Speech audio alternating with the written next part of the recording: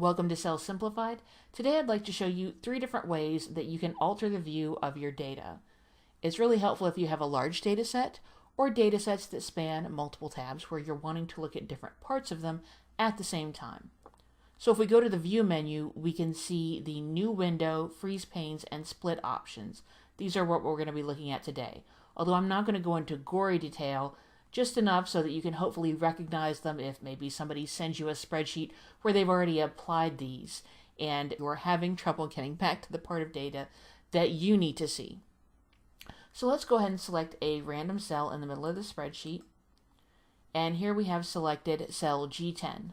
So now if we click on Split, we now have a gray line before the column that we selected and above the row that we selected.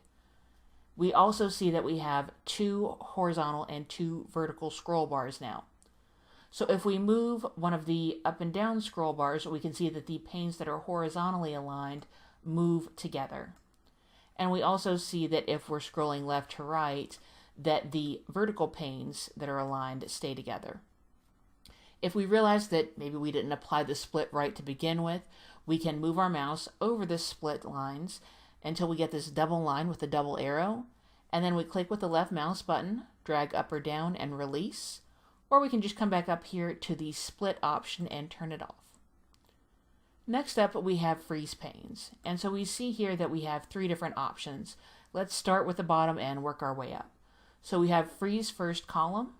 When we select that, we see a slightly darker line come up between columns A and B, and now when we scroll to the right, we can see that the region stays no matter how far over we go, which can be helpful in some of your larger data sets. If we go with the next option and select Freeze Top Row, we will notice when we scroll right that the region is no longer locked. So it automatically unlocked the last thing that we had put in place, or it undid our last action and has applied this new lock of the top row. So when we scroll down, now we can see the year no matter how far down the spreadsheet we go. But that's why I like the last option, and let's go ahead and unfreeze panes. And so you can see here that this toggles back and forth between unfreeze panes and freeze panes, depending on if anything has already been frozen on the spreadsheet. But if we select cell B2, we will be freezing any rows above row 2, and we will be freezing any columns before column B. And so if we come back up here and select freeze panes now, again we see those slightly darker lines between rows 1 and 2 and between columns A and B.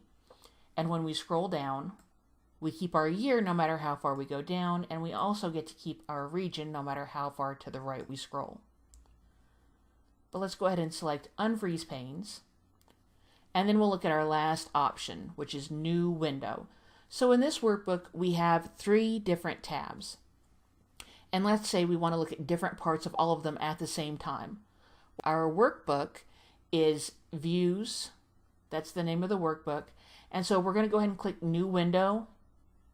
And if you notice there, we had Views 1 really briefly, and then it was covered up by Views 2.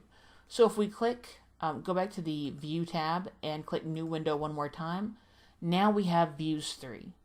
And so that we can easily get all of these spreadsheets sized so that we can see them all at the same time, we're going to go back to the View tab, select Arrange All, and we're going to click, in this case, Vertical, and click OK.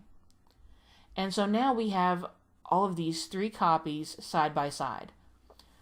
However, on Views 1, we'll go ahead and leave the Sheet 1 view open, and then on Views 2, we're going to go ahead and go to Sheet 2.